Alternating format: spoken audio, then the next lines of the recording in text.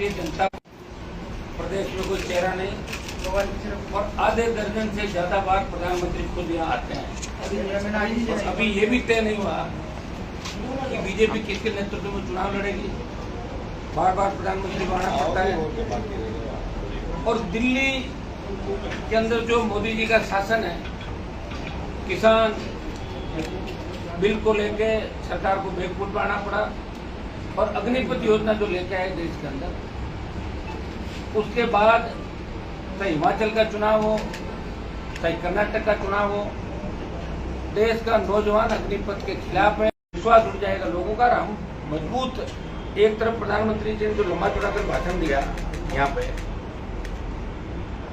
तीसरा पहलवानों के मामले के अंदर जिस तरह के हालात देश के अंदर बने, पहलवान मेडल पाने के लिए गंगा जी के अंदर चले गए, फिर वापस आए, तो और सरकार ने उनसे बात तक नहीं कर, उचित नहीं समझा और उल्टा ये रिएक्ट किया दिल्ली पुलिस ने कि अगर इंडिया गेट पाएगा आपको गिरफ्तार कर लेंगे और एक एफआईआर दर्ज करके उनको तंग परेशान किया। बढ़ती महंगाई, पेट्रोल डीजल की जो कीमतें बढ़ी देश के अंदर, 2014 में जब एनडीए की सरकार बनी थी, पहली बार नरेंद्र मोदी प्रधानमंत्री बने, तो कच्चे तेल के भाव अंतर्राष्ट्रीय बाजार में, जो कच्चे तेल की स्थिति थी, आज कच्चे तेल के भाव 14 से कम है, लेकिन पेट्रोल डीजल 40, 45, 50 रुपये बढ़ गया, 100 के आसपास चला गया।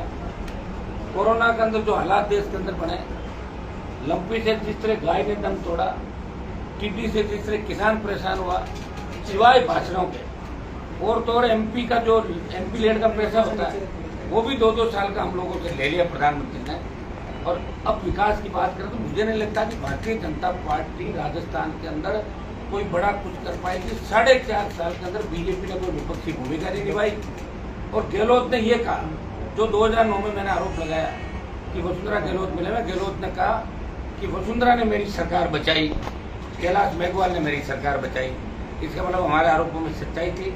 4.5 साल अगर विपक्षी भूमिका किसी निभाई राजस्थान के अंदर, तो राष्ट्रीय लोकतांत्रिक पार्टी तमाम उन मुद्दों पर, चाहे रीट का मामला हो, पेपर एक रद्द करवाया, चाहे जवानों के रोजगार की बात हो, बेरोजगारी भत्ते की बात हो, किसान कर्ज माफी की बात हो, आरपीएससी के भ्रष्टाचार की बात हो, या हर वो मुद्दा जिस तरह राजस्थान की सरकार ने लूट मचा रखी है, अगर कांग्रेस का विरोध राजस्थान में किया तो भारतीय जनता पार्टी 4.5 साल बाद विरोध करने के लिए सड़क पर आई है, जब चुनाव नजदीक है। और कल प्रधानमंत्री की सभा के अंदर जिस तरह वसुंधरा को पास बिठा के और भ्रष्टाचार का आरोप लगाते गहलोत कि कांग्रेस की सरकार भ्रष्ट है, आपने तो प्रधानमंत्री की भ्रष्टाचार की देवी को बगल में बिठा रखा है। सबको पता है कि वसुंधरा के शासन में कितना भ्रष्टाचार हुआ, 9टीवी के कितने घोटाले हुए, और उस भ्रष्टाचार के खिलाफ तो कांग्रेस सरकार बनी थी 2008 के अंदर। भ्रष्टाचारियों को साथ लेके आप भ्रष्टाचार के खिलाफ आरोप लगा रहे हो। आप कौन सा काला धन वापस ले आए देश का, आपने कौन सा इतना कोई काम कर दिया, कौन से नौजवानों को रोजगार आपने देश के अंदर दिए, कितने पद केंद्रीय नौकरियों के अंदर खाली है। तो हालात देश के अंदर में ठीक नहीं है और प्रदेश अपराध के अंदर 1 नंबर से चला गया। आज मुख्यमंत्री की कुर्सी बचाने में लगे हुए, दिल्ली जयपुर के बीच उनके चक्कर लगते रहे। और दूसरे जो इनके नेता है वो मुख्यमंत्री बनने में लगातार इनका संघर्ष है, मैं सीएम कैसे बनूं। कांग्रेस को प्रदेश की चिंता नहीं, लूट खसोट का जो कारोबार चल रहा है, जिस तरह भूमाफियाओं की गिरफ्तारी राजस्थान के अंदर आज भी कोई बता रहा था सोशल मीडिया पर कि सरकार के बहुत नजदीकी लोग, सीएमओ के नजदीकी लोग गिरफ्तार हो रहे हैं, एसओजी ने कोई पकड़ा भूमाफियाओं किसी को। तो ये चेन जो धीरे धीरे सीएम ऑफिस की तरफ इंगित कर रही है, कभी सीएम के बेटी देवाराम का नाम आता है, कोचिंग संस्थानों के अंदर पार्टनरशिप में उनके रिश्तेदारों का नाम आता है, तो ये सुई जो मुख्यमंत्री के आसपास घूम रही है। और बीजेपी मौन है। हमेशा राष्ट्रीय लोकतांत्रिक पार्टी ने विधानसभा के अंदर भारतीय जनता पार्टी का साथ दिया कांग्रेस के खिलाफ, लेकिन हर मुद्दे पर वो एक बार अपना काम निकाल के उसके बाद सदन को सुचारू चलाते हैं और कांग्रेस हाथ मिला लेते हैं। ये जग जाहिर है कि 22 साल के अंदर कांग्रेस बीजेपी ने मिलकर इस राजस्थान को लूटा। बजरी माफिया का इतना आतंक है कि आप घर पे अगर प्रधानमंत्री कोई गरीब आदमी पीएम प्रधानमंत्री योजना का ग्राम योजना का घर बनाएगा, तो उसमें भी उसको प्रधानमंत्री आवास में भी अगर उसकी गाड़ी या ट्रैक्टर पकड़ा जाता है तो अभी तो आपने बढ़ा दिया, ट्रैक्टर का 5 लाख कर दिया, पहले 1.25 लाख, तो ट्रैक्टर का 25,000 और 1 लाख के लगभग कर दिया। बजरी जो 50 रुपये टन मिलती है वो 650-700 रुपये टन चलेगी। बजरी माफिया तो वसुंधरा की सरकार को जेब में रखता था, गहलोत की सरकार को जेब में रख रहा है। यहाँ कोई सुरक्षित नहीं, आम आदमी सुरक्षित नहीं। आप देखिए किस तरह बम ब्लास्ट के जो दोषी थे जयपुर के अंदर, वसुंधरा के समय बम ब्लास्ट हुए जयपुर में, वो किस तरह बरी हो जाती है। इससे ज़्यादा मुझे नहीं लगता कि लोकतंत्र चाहे प्रदेश और देश के अंदर होगी, आदमी को अपनी बात करने का अधिकार नहीं। ईडी सीबीआई का दुरुपयोग मोदी जी कर रहे हैं और अशोक गहलोत सीआईडी और एसओजी अपने उन सब तमाम फोन टैप से लेकर तमाम अपनी जो एजेंसी है उनका दुरुपयोग कर रहे हैं। इसलिए किसी भी मामले की सीबीआई जांच आज तक अशोक गहलोत ने नहीं दी। चाहे पेपर लीक की घटनाएं थी, चाहे आरपीएससी घटनाएं थी, आरपीएससी का मेंबर पकड़ा जाता है, उसे जेल में डाल दिया जाता है, लेकिन उसके तार किससे जुड़े हुए हैं, उसको मेंबर किसने बनाया। हमने तो आरपीएससी के अंदर आरपीएससी के लिए ये भी कहा था कि आरपीएससी के अंदर पॉलिटिकल लिप्तता नहीं होनी चाहिए। अलग से आरपीएससी के अंदर आप किसी जाति को राजी करने के लिए मेंबर नियुक्त करते हो और फिर वो लूट के चले जाते हैं आरपीएससी को। हमने ये भी मांग करी थी पिछले 15 साल के आरपीएससी के अंदर जितने भी चेयरमैन बने, मेंबर बने, उनके परिवारों की जांच कराएं कि 2nd डिवीजन, 3rd डिवीजन और ग्रेजुएशन और पीजी के अंदर जिनके बहुत कम परसेंटेज थे, तो कोई आरजेएस टॉप कर रहा है, कोई आरएस टॉपर है, कोई आरपीएस का टॉपर है, वो कैसे हुआ। तो ये सब जांच के विषय हैं और जांच कौन करेगा? सरकार करेगी। सरकार किसकी है? गहलोत की। पहले किसकी थी? वसुंधरा की। तो 22 साल से हमने तो वसुंधरा गहलोत की सरकारें देखी राजस्थान के अंदर। इसलिए राजस्थान के जवानों ने मन बनाया किसान में, राजस्थान में खड़ा नहीं हुआ। 2018 का अगर आंकड़ा उठाकर आप देखो तो 3 करोड़ 60 लाख के लगभग वोट पड़े, उसमें 139 कांग्रेस, 136-37 बीजेपी और 80 लाख वोट दूसरे दलों को मिले थे। हम नए थे उस समय और जो 80 लाख वोट मिला था, अब की बार नौजवानों का वोट राजस्थान में बढ़ा है, वो 80 लाख इस बार जाएगा 1.5 से 2 करोड़ की तरफ। अगर हम सब मिलके कांग्रेस मुक्त, भाजपा मुक्त राजस्थान की बात करें तो निश्चित रूप से राजस्थान में बड़ा बदलाव होगा। राजस्थान का नौजवान बदलाव चाहता है। राजस्थान का नौजवान इस कांग्रेस और भारतीय जनता पार्टी से कूद चुका है। वो ऐसा बदलाव चाहता है कि डिग्री से पहले रोजगार की गारंटी हो, हमारी बहन बेटियां सुरक्षित हो, रात को 12 बजे में सड़क पर निकले। आज ढाणियों के अंदर रहने वाले लोगों का हालात देखो आप। ढाणी में आते हैं बदमाश, लूट करके चले जाते हैं, हत्या करके चले जाते हैं। कितने ब्लाइंड मर्डर राजस्थान के लोग वसुंधरा और गहलोत के समय के अंदर, जो मर्डर खुले ही नहीं। एक बार कोई अपराधी कोई हत्या जैसा अपराध करता है और वो पकड़ा नहीं जाता तो वो फिर उदाहरण पड़ जाता है। कितनी गैंगवार की घटनाएं राजस्थान के अंदर हुई। हमारे एनकाउंटर के अंदर भी कई नेता जेल में गए राजस्थान। देखो राजस्थान, आज हम दिल्ली के अंदर बैठते हैं तो सेंट्रल हॉल में यूपी बिहार के एमपी मुझे कहते हैं कि हनुमान जी आपको डिग्री कितने रुपये मिल जाती है, हमारे बच्चे पास ले रहे उधर से कराने राजस्थान में। ये इमेज राजस्थान की देश के अंदर हो गई। तो इस इमेज को ठीक कौन करेगा? राजस्थान के माथे पे जो अपराध और भ्रष्टाचार का जो कलंक लगा है, इस कलंक को कौन धोएगा? इस कलंक को धोने के लिए हम लोग मजबूती से आगामी दिनों में इस जून महीने के अंदर 4 बड़ी रैलियाँ राजस्थान के अंदर हम अलग अलग जगहों पर, जिसमें हमारी रैलियाँ होगी, जिसमें हमारे आरडीपी के गठन के जो मुद्दे थे, हम चाहते हैं। कल मुख्यमंत्री का ट्वीट देखा, उसमें कहा बड़ी घोषणा करेंगे 10-45। हमें क्या पता ये बड़ी घोषणा होगी, तो पहले ही कर रही थी। हम उसमें बजरी की रेट कम करेंगे, इससे हाईवे टोल फ्री करेंगे या कुछ ऐसा करेंगे, पेट्रोल डीजल की कीमतें कम करेंगे, अपना जो टैक्स है वो हटाएंगे। हरियाणा, पंजाब और दिल्ली के अंदर डीजल पेट्रोल सस्ता है। हाँ, ये सही है कि केंद्र सरकार भी जम के जनता को लूट रही है। फिर राज्य सरकार को राहत देनी चाहिए। राहत कैंप की बात कर रहे हैं कि चुनाव के समय इनको राहत कैंप भी याद आए। इसलिए तमाम मुद्दों को लेके 4 बड़े प्रदर्शन हमारे होंगे। बजरी की दरें कम करें और बजरी माफिया के खिलाफ सख्त कार्रवाई करें। ऐसे ढूंढे पंजाब, हरियाणा, उत्तर प्रदेश और बिहार से आगे तो बजरी के उस पर कैसे ग्रामीण को पीड़ित। 2-3 दिन पहले का एक वीडियो था बीकानेर का, भीलवाड़ा का, जिसमें पूरे गांव को पीड़ते हुए दिखाई दे रहा है, हवा के अंदर खाएगी। तो आम आदमी सुरक्षित नहीं है।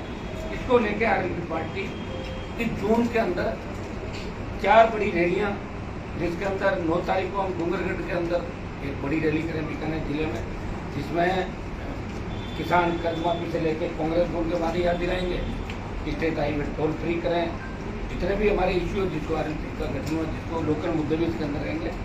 डूंगरगढ़ 9 तारीख 12 तारीख को रिया नागौर के अंदर जहाँ बजरी का बहुत बड़ा बेल्ट है और आए दिन वहाँ बजरी माफिया लोगों को परेशान करा। 12 तारीख को रिया के अंदर बड़ा प्रदर्शन होगा हमारा आरएलपी का। 14 तारीख को कोलाइट के अंदर हम बड़ा प्रदर्शन करेंगे, बड़ी रैली करेंगे कोलाइट के अंदर। 17 तारीख को टोंक के अंदर बड़ी रैली है। 20 तारीख को भीलवाड़ा के अंदर बजरी और स्थानीय लोगों को रोजगार वहाँ मिले। जितनी भी कंपनियां वहाँ आई है, चाहे सीमेंट की हो चाहे दूसरी हो, तो लोगों को किस तरह तंग परेशान करें, स्थानीय लोगों को रोजगार का मुद्दा भी हमारा अहम रहेगा। और 24 तारीख को दोहरी मन्ना बाड़मेर के अंदर बड़ा करेंगे बजरी का, जो बालोतरा के अंदर किया था 20-30 हज़ार लोगों का।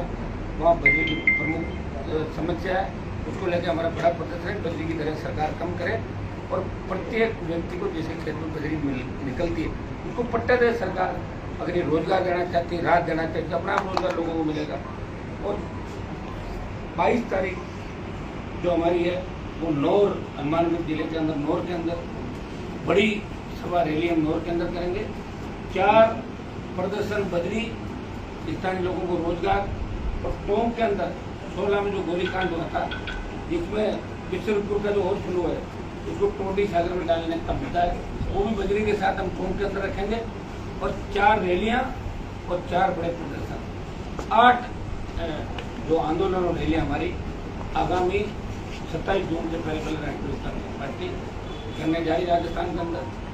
लगातार आप देख रहे हो हर मुद्दे पर हमारे नौजवान लड़ाई लड़ रहे हैं, प्रयास करें, कोशिश करें। हाँ, ये सही है कि राजस्थान में कभी तीसरी ताकत खड़ी नहीं, लेकिन हम विश्वास दिलाते हैं राजस्थान की जनता को, देश के लोगों को, इस बार राष्ट्रीय लोकतांत्रिक पार्टी तमाम उन दलों से जो कांग्रेस भारतीय जनता पार्टी के खिलाफ पीड़ित शोषित की बात करते हैं, जवान किसान की बात, उनको साथ लेके इस बार नए राजस्थान का निर्माण हम लोग करेंगे।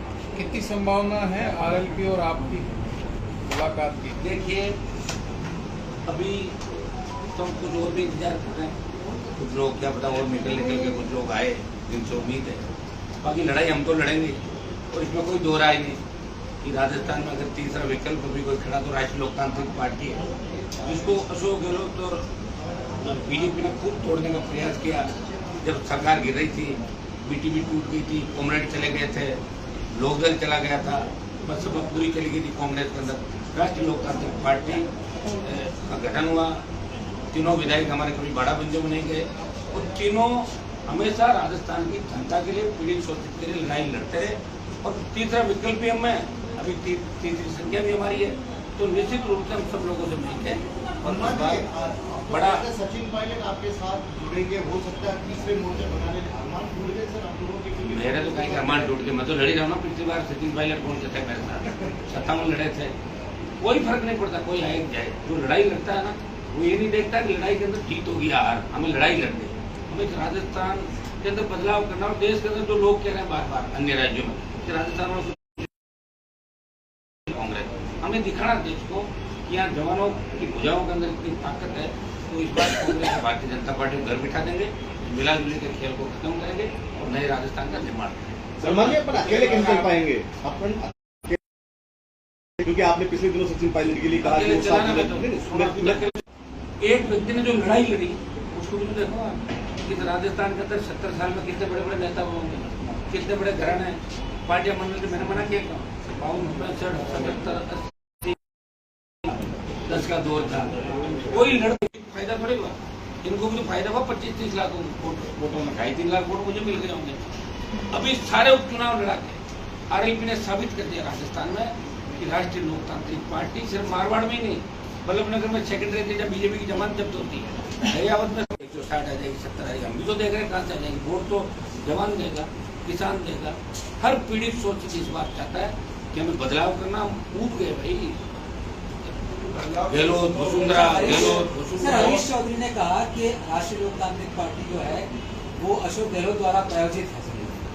पहले वो उनको बोलो वो किसी द्वारा प्रायोजित है भाई, वो तो थैला ही गहलोत को अपना पॉलिटिकल पापा कहते हैं, सबको पता है। 1992 में 94 में देखा एक बार जोधपुर जब मैं कॉलेज में था, सुबह बटे जिले खड़ा में कौन आ रहा है, बोले गहलोत साहब आ रहे हैं। तो कितने सालों के लोगों को नारे लगाते हैं।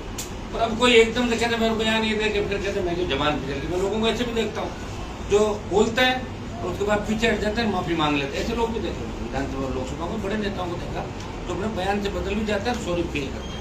हनुमान बेनीवाल जो कहता है वो करता है। मैंने कहा गहलोत के बेटों को हराऊंगा, हरा दिया। अगर किसान जवान को जरूरत पड़ी सड़क पाऊंगा, छोड़ दी बीजेपी, छोड़ दी मंत्री पद। और मैंने कहा गठबंधन नहीं करूंगा बीजेपी कांग्रेस के साथ, और नहीं करूंगा। और अब आप कह दो कि भाई किसी के साथ बिल्कुल प्रयास कर रहा हूँ और किसी के साथ नहीं होगा तो नहीं होगा, आरएलपी लड़ेगी। जब किसी के साथ नहीं होगा तो 200 में लड़ेंगे। और कोई हमें लगेगा कि विचारधारा की ठीक है, छोड़ के नहीं भागेंगे, कांग्रेस बीजेपी के खिलाफ है, शोषित पीड़ित की बात कर रहे हैं, उन तमाम लोगों के लिए दरवाजे खुले हमारे। हमने ये कहा कि गठबंधन के दरवाजे खुले हैं राष्ट्रीय लोकतांत्रिक पार्टी। लेकिन अभी कोई आदमी बीजेपी में बैठा है, कांग्रेस में बैठा है, उसकी अपन उम्मीद करें वो पार्टी बढ़ाएगा, बनेगा कहाँ से? बना ही नहीं रहा हो। मैं तो बना के बैठा हूँ ना, बना के लड़ी रहा हूँ, मैं तो लड़ाई लड़ी रहा हूँ। सारी पंचायत चुनाव लड़े, पालिका चुनाव लड़े, रिजल्ट अलग बात है, लेकिन लड़ाई लड़ना बहुत बड़ी बात है। राष्ट्रीय लोकतांत्रिक पार्टी ने लड़ाई लड़ी, दिल्ली में भी लड़ी। अभी पहलवान जब जंतर मंतर पे थे तो देश का पहला सांसद हनुमान बेनीवाल था, जो पहलवानों के लिए सबसे पहले गया वहाँ। पहलवान को राजस्थान के तो नहीं थे, पहलवान को देश के थे, हरियाणा के थे। जहाँ भी अन्याय होगा, अत्याचार होगा, वहाँ राष्ट्रीय लोकतांत्रिक पार्टी निश्चित रूप से पहुंचेगी। अभी हमारा मकसद राजस्थान में चुनाव लड़ना, हम चाहते यूपी में चुनाव लड़ा देते, पंजाब में लड़ा देते, फार्म करा देते, उधर करा देते, ये मैं नहीं करना था। हमारा मकसद है जिन मुद्दों को लेकर आरएलपी का गठन हुआ उन पे किसानों का कर्जा माफ हो, टोल फ्री हो, मुफ्त बिजली, ये सारे मुद्दे थे। सरकार रैलियों के बाद उन मुद्दों का आरएलपी का गठन हुआ था और उसी हिसाब से हम किसान और जवान राजस्थान के जितने भी पेंडिंग मुद्दे दिल्ली के अंदर ERCP 13 जिलों की जो योजना है उसके लिए अगर कोई सबसे ज्यादा लोकसभा में लड़ाई लड़ रहा है, एक MP लड़ रहा है, कौन कर रहा है मुझे बात बताओ? 24 सांसद लोकसभा के अंदर भारतीय जनता पार्टी के, वो तो आरोप लगा देते हैं कि कांग्रेस वाले नहीं करा रहे, लेकिन असली राजस्थान की पैरोकारी कौन व्यक्ति खड़ा हुआ? 1-25 आप तो ये भी बता दे 25 भाजपा के, मुझे तो आधे आदिवासी 25 भाजपा के, आरएलपी 24 भाजपा 1 आरएलपी। और गठबंधन जो हुआ था उस गठबंधन में आपने एक चीज ये भी देखी, वो कैसी गठबंधन था? मैंने ये कहा कि वसुंधरा की उपस्थिति में गठबंधन नहीं करूंगा। वसुंधरा घर पर तैयार थी, उसमें जाऊंगी, हनुमान के साथ बैठूंगी और गिलेक्सी को दूर करूंगी, और बैठने नहीं दिया। पार्टी ऑफिस में गठबंधन किया और मिला भी नहीं, ये होता है गठबंधन। तो हमने तो हमारी बात रखी, प्रयास करेंगे 2023 का बड़ा रिजल्ट आएगा। 3 से बहुत आगे जाएगा, अभी 3 है ना, 3 से बहुत आगे जाएंगे। हम तो उम्मीद करें भाई सरकार हमारी बने, प्रयास करेंगे। हनुमान जी एक करके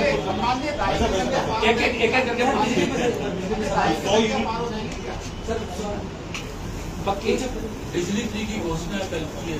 इससे क्या फर्क पड़ता है? सबको पता है 2013 के अंदर 12 के अंदर अशोक गहलोत ने मुफ्त दवाई की घोषणा की, तो दवाई खा के लोगों ने इसका इलाज किया, क्या नहीं किया? बताओ, मुफ्त दवाई से बोर्ड छोड़ देते हैं, कोई ट्यूबलाइट से बोर्ड छोड़ देते हैं, लोग को यूज थोड़ी है, मान सम्मान स्वाभिमान है लोगों का। अरे भाई टैक्स भी तो दे रहे हैं हम, रोड पे चलेंगे तो टैक्स देना पड़ेगा, DTO ऑफिस में जाएंगे गाड़ी का घोषणाओं में क्या जा रहा है? जनता के तो पैसा है, जनता को देना है। आज ये रात कैंप लगा रहे हैं, वो तो एक तरीके से कार्यकर्ता बढ़ा रहे हैं अपने, ये पहले भी रात दे सकते थे, ये रात क्यों नहीं दे रहे? बजरी वाली दे रहे हैं, ये कह रहे हैं थोड़ा एक बार और कमा ले बजरी से, उसके बाद एकदम रात देंगे, 1.5-2 महीने बाद लोगों को रात देंगे। हनुमान जी ये तो लूट खसोट करके उसको समाज के साथ साथ नौजवानों के अंदर उनको भी करेंगे, और 1 और 1 11 होते हैं, ये सही बात है। अब मान लो एक दूसरे जुड़े भी क्या करें, प्रयास कर सकते हैं। तो अब पता नहीं कोई आश्वासन मिला क्या हुआ, ये अभी मेरी वो BSP के साथ कोलैबोरेशन में 3-4 दिन BSP के साथ कोलैबोरेशन में क्या चाहते हैं? हमारा प्रयास कर लेंगे। हनुमान जी पिछली बार भी किया था, हनुमान जी वसुंधरा नहीं होगी तो बीजेपी के साथ गठबंधन हो जाएगा? कभी नहीं होगा ना, इस 23 में नहीं होगा, बता दिया ना। 24 में 23 का पता नहीं जिंदा रहेंगे नहीं, 23 की बात करो ना। अभी तो हमने मिशन 23 की बात करी, 23 लड़ाई पूरी हुई, उसके बाद देखेंगे आगे क्या होगा। आजकल आपके बहुत सक्रिय हो गए, अच्छी बात है, सक्रिय होते हैं, तबीयत ठीक रहेगी, घूमेंगे करेंगे तो अच्छा ही है।